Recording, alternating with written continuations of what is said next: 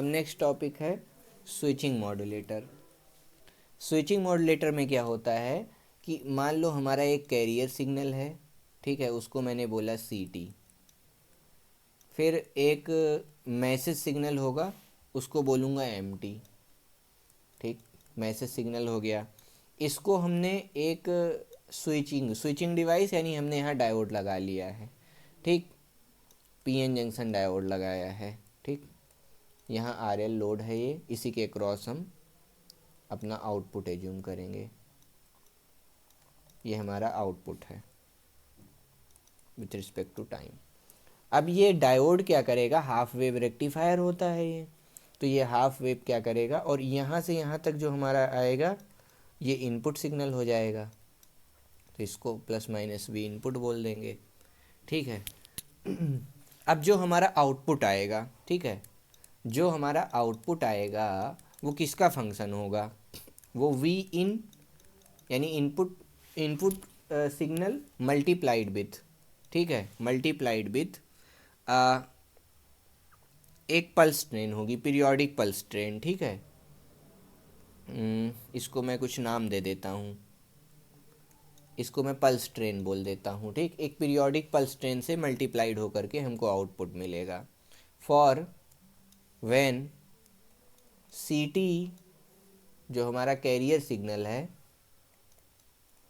CT जब greater than 0 होगा तो V इससे मल्टीप्लाई हो जाएगा, अदरवाइज ये क्या हो जाएगा, carrier signal is less than 0। मतलब ये अगर ये कैरियर सिग्नल है, ठीक है, तो अगर ये जो इसका पॉजिटिव वाला हिस्सा होगा यानी कि ग्रेटर देन 0 वाली जो हिस्सा होगा वही आउटपुट पे मिलेगा, बाकी जो है क्लिप हो जाएगा। ठीक, स्विचिंग हो रही होगी। अब यहाँ स्विचिंग वगैरह हो रही है, पीरियोडिक पल्स ट्रेन है, कई जगह इसको GP से लिखा है, डिनोट करते हैं। ठीक है, तो चलो GP लिख लो, ज़्यादा सही रहेगा डिफ्रेंशिएट करने के लिए पावर से। गाइडेड पल्स ट्रेन बोलते हैं, ठीक है, तो इसको लिखते हैं G(P), guided pulse train as a function of time. इसकी मतलब फिक्स ड्यूटी साइकिल की एक पल्स ट्रेन है। अब बात करते हैं हमारा जो कैरियर सिग्नल है, कैरियर सिग्नल मान लो AC साइन ओमेगा CT है, और जो मैसेज सिग्नल है MT है AM साइन ओमेगा MT है। ठीक, अब उसके बाद हमने क्या किया, MT और CT को क्या कर दिया, ऐड कर दिया, तो जो हमारा V इन बना है वो MT प्लस CT को ऐड करके बना है। ऐड किया तो ये बन गया VC sine omega CT plus VM। अच्छा, मैंने AC लेके चल रहे थे, इसको AC लिखते हैं। हाँ, AC sine omega CT plus AM sine omega MT। ठीक, ये बन गया हमारा V इन।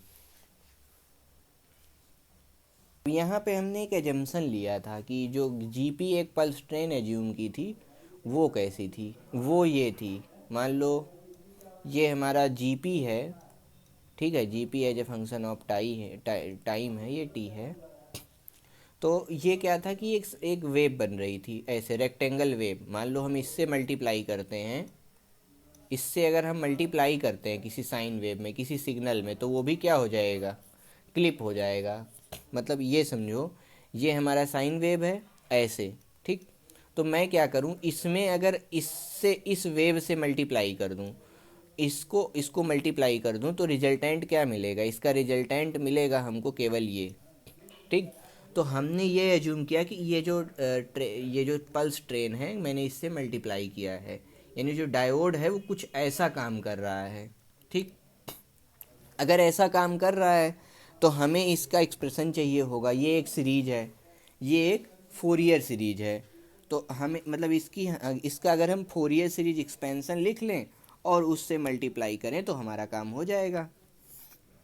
ठीक, अब इसकी एम्पलीट्यूड इसका 1 हमने माना है, और ये 0 से T/2 टाइम पीरियड के लिए है, 0 से T, फिर 3T/2, ऐसे ही फिर 5T/2, ऐसे ये चलता जा रहा है, ऐसे उल्टा साइड भी। अब इसका हमें फोरियर सीरीज एक्सपेंशन लिखना होगा। तो हम जानते हैं एफ एक्स का अगर हम फोरियर सीरीज एक्सपेंशन लिखें तो वो a0/2 प्लस समेसन 1 से लेकर के इन्फिनिटी तक an cos of n pi x upon l plus summation n equal to 1 to infinity bn sine of n pi x upon l, ये एक्सपेंशन होता है। अब इस एक्सपेंशन में कुछ चीज़ें होती हैं, जैसे अगर हमें a0 निकालना है, an निकालना है, bn निकालना है, तो वो भी हमें निकालना पड़ता है। अब यहाँ पर अगर n pi x upon l है तो l जो है हमारा l क्या है, l टाइम पीरियड है।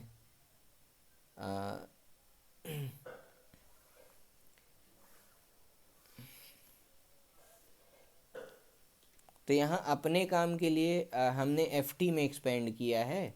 तो यहाँ पर मैं बोल दूँगा ये एफ टी है, तो जहाँ जहाँ एक्स था वहाँ वहाँ मैं टी लिख दूँगा, जहाँ जहाँ एक्स था वहाँ वहाँ मैं टी लिख दूँगा।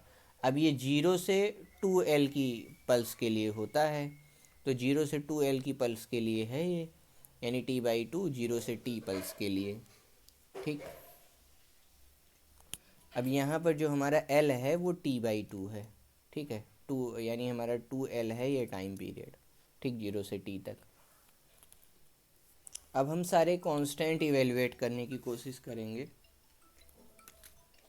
अब हम a0/2 को a0 कैलकुलेट करेंगे। ठीक है, a0 का फॉर्मूला होता है 1/l 0 से 2l fx, यानी यहाँ हम लिख रहे हैं एफ टी और डी टी।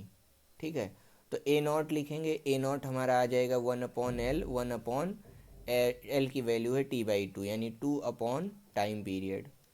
0 से 2l तक है, तो 0 से 2l तक है और 0 से t हो जाएगा हमारा। ठीक, 0 से t, फिर आ जाएगा एफ टी डी टी। तो इसकी जो वैल्यू आएगी, इसकी वैल्यू आ जाएगी t/2 करके, इसकी जो वैल्यू आ जाएगी वो एफ टी का जब हम इंटीग्रेशन करेंगे यहाँ तक जो एरिया आएगा वो हाफ आएगा। जी, यहाँ इतनी दूर तक 0 है t/2 तक। ठीक है, तो यानी जो लिमिट हमने t तक डाली है वो t/2 या तो डालनी होगी। ठीक,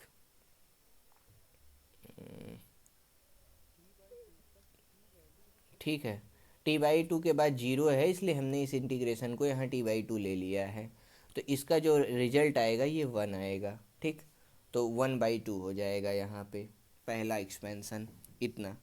अब इसके बाद बचा अगला पार्ट, ये वाला और ये वाला पार्ट। ठीक, तो हम an निकालते हैं, an और bn।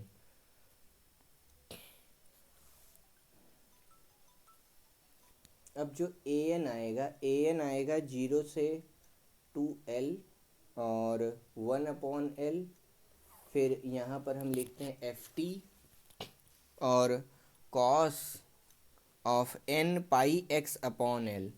तो cos of n pi x की जगह t है हमारा dt, और l की जगह जो हम लिख रहे हैं, l की जगह हम लोग लिख रहे हैं t/2। तो l की जगह यहाँ पर t/2 हो जाएगा। ठीक,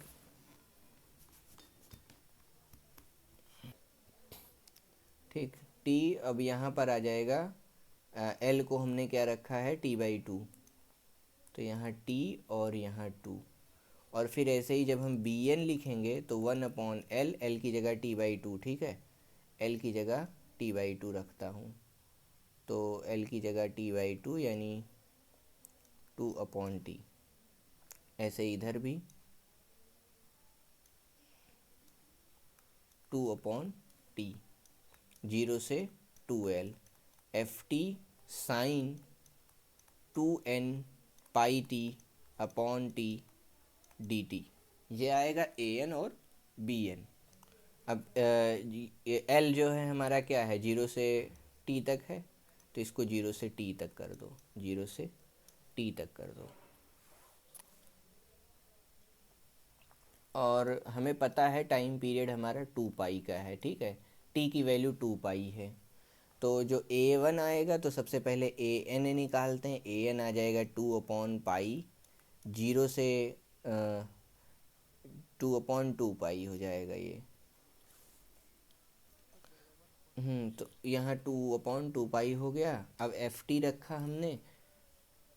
रखा हमने अपने इंटरवल के लिए। एफ टी की वैल्यू कहाँ से कहाँ तक, अब ध्यान से देखो, 0 से 1 है कहाँ तक, t/2 तक, यानी 0 से पाई तक हमें इसे इंटीग्रेट करना है। अब 0 से 1 यानी 0 से पाई तक जो है हमें इंटीग्रेट कर सकते हैं। उसके बाद ये है 0, तो पहला इंटीग्रेशन हो गया 0 से पाई तक। f1, f की वैल्यू 1 है 0 से पाई तक।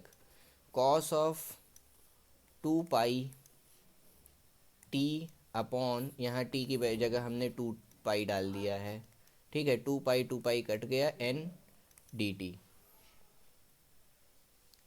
ठीक है, 2 पाई।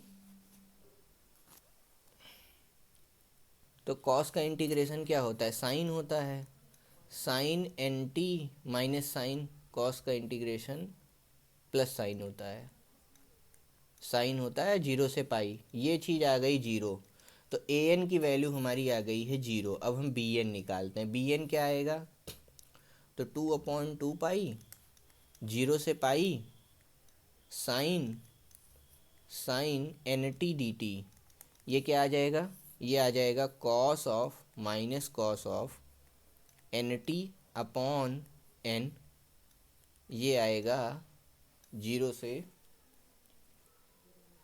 ये 0 से आ जाएगा पाई तक, ठीक। तो इसे हम क्या लिख देंगे, इसे हम लिखेंगे यहाँ एन डी टी से किया है, ठीक है, एन आएगा नीचे। अब कॉस पाई -1 होता है, तो ये आ जाएगा 2/पाई, और अंदर में एन का एन रहेगा ही रहेगा, ठीक है, इंटू 1/n, ठीक।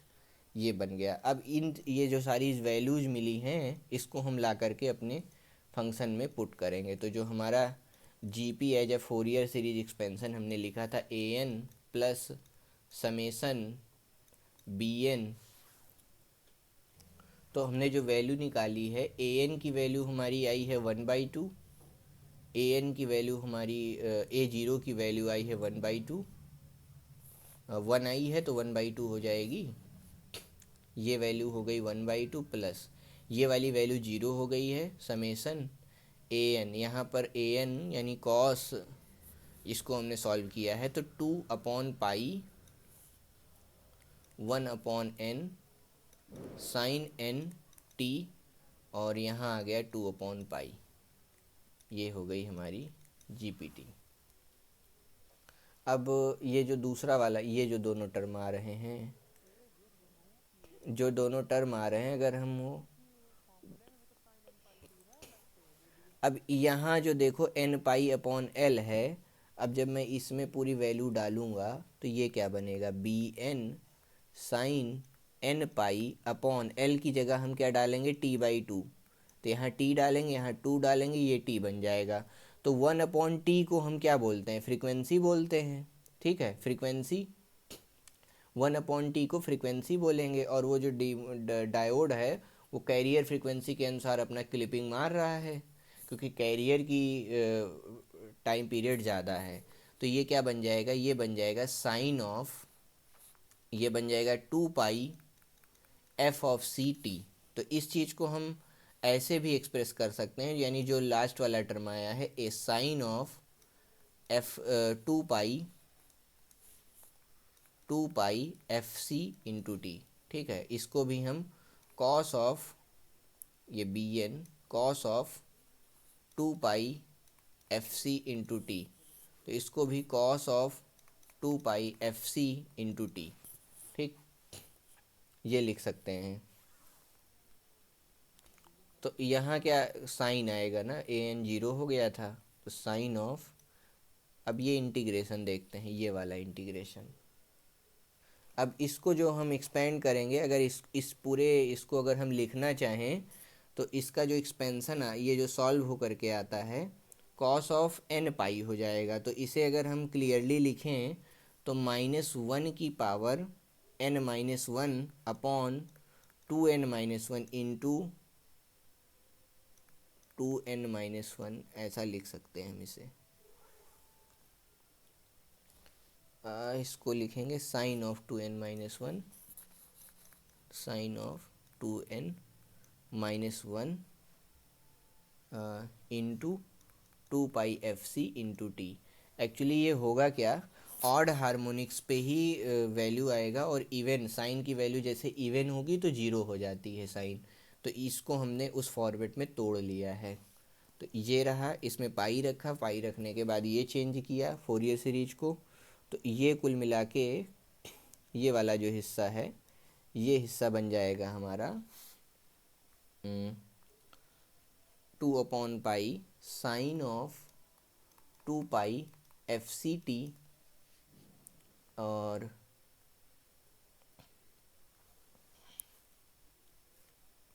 इंटू 2n-1 इंटू -1 की पावर n अपॉन 2n-1। ठीक, ये फोरियर सीरीज एक्सपेंसन हुआ। अब बस हमें यहाँ ज़रूरत किसकी है, अभी हम केवल फॉर n=1 के लिए सॉल्व करते हैं।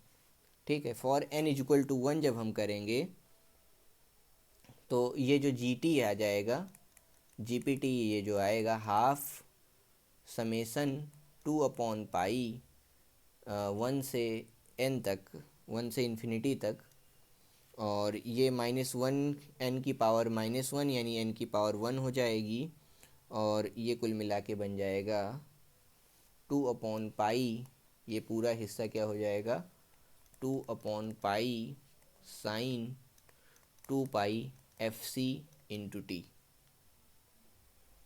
2πfc को हम ओमेगा सी भी बोल सकते हैं। ठीक है, तो अगले स्टेप में इसको हम बोल देंगे हाफ 2/पाई sine omega C into T. ये हमारा जीपीटी बन गया है। अब आगे हम क्या करेंगे, इसको हम लिखेंगे वी आउटपुट।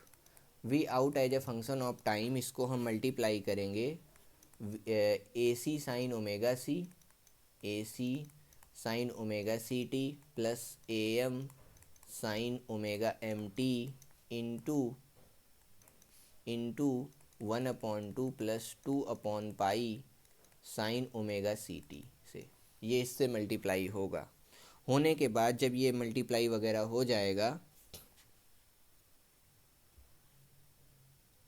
फिर इसे हम बैंड पास फिल्टर से पास कराएंगे। ठीक है, तो ये ए सी साइन ओमेगा सी, तो ये आ जाएगा 2/पाई ए सी साइन ओमेगा सी का square into T plus A M sine omega M T, और एक और हिस्सा बचेगा A M upon pi 2 sine omega C T sine omega M T. ठीक है, और प्लस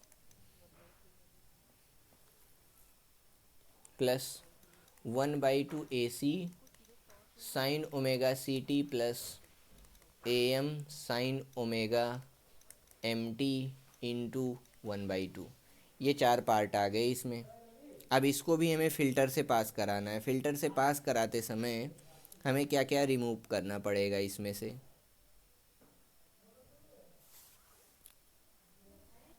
अब इसको pass through band pass filter omega C. अब हम इसको बैंड पास फिल्टर से पास करने वाले हैं, तो ओमेगा सी -m और ओमेगा सी प्लस, ये रही स्विचिंग मॉड्यूलेटर से पास होने वाली, यानी जो जो फ्रीक्वेंसी हमें रिमूव करनी थी उसको हमने रिमूव कर दिया। अब आगे चलते हैं। अगला टॉपिक है इन्वेलप डिटेक्टर। तो मान लो AM वेव आई, हमने एक रेजिस्टेंस लगाया RS, एक डायोड लगाया। ठीक, और यहाँ पर एक लगा दिया AM इनपुट। ठीक है, AM वेव को हमने इनपुट ले लिया ये। अब इसके बाद यहाँ पर क्या होगा, एक कैपेसिटर लगा रहेगा। ठीक है, और एक लोड रजिस्टर लगा रहेगा RL।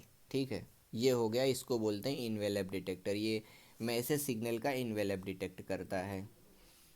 जैसे मान लो ये हमारा मॉड्यूलेटेड वेव है, ऐसे ऐसे ऐसे कम हुआ, फिर ऐसे ऐसे ऐसे ऐसे ज़्यादा हुआ, तो ये जो इन्वेलप है ये ऐसे इसको डिटेक्ट करेगा। यानी ये इसका जो आउटपुट आएगा,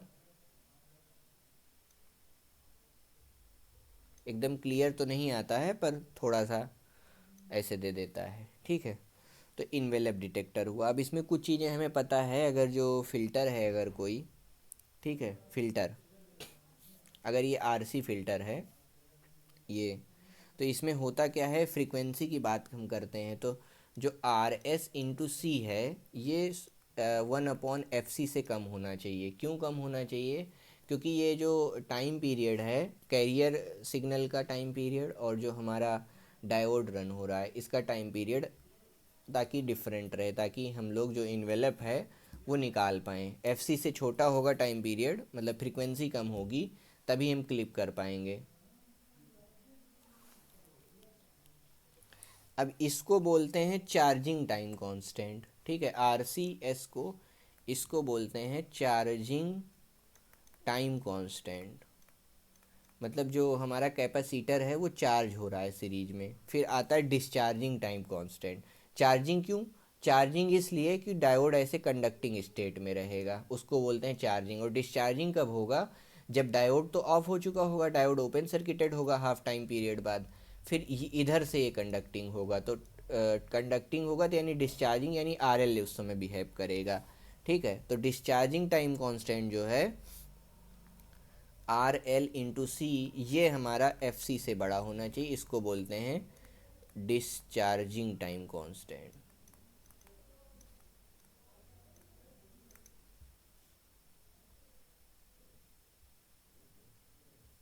अब इसको एक्सप्लेन करते हैं, इसमें होता क्या है। AM वेव हम इनपुट पे अप्लाई करते हैं और ये सोच रहे हैं अभी के लिए एक डायोड आइडियल है। ठीक है, और ये सर्किट सभी कॉमर्शियल रिसीवर में लगी होती है, ज़्यादातर पहले लगी होती थी, अब नहीं पता। और पॉजिटिव हाफ साइकिल के इनपुट के लिए डायोड फॉरवर्ड बायस्ड होगा और रैपिडली चार्ज हो जाएगा कैपेसिटर। जैसे चार्ज हो जाएगा तो इसको रोक देगा, रोकने के बाद अब डिस्चार्ज करेगा। यानी कैपेसिटर चार्ज हुआ, जो भी वेव आई थी अब वो उसी हिसाब से ये इसी इन्वेलप के अकॉर्डिंग जैसा जैसा पीक आया है वैसे वैसे ये यहाँ आउटपुट जनरेट करेगा RL के क्रॉस में।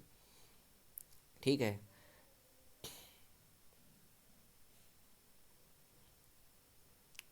और जब तक अगली पॉजिटिव मतलब एक हाफ साइकिल आती है, तब तक चार्जिंग डिस्चार्जिंग होता रहेगा। जैसे साइकिल बदलेगी ये चीज़ें बदल जाएंगी, तो यानी जैसे जैसे हाफ साइकिल ये बदलती रहेगी किसी वेव की, उसी तरह से हमको ये इन्वेलप का जो फिगर है वो हमें मिलता रहेगा।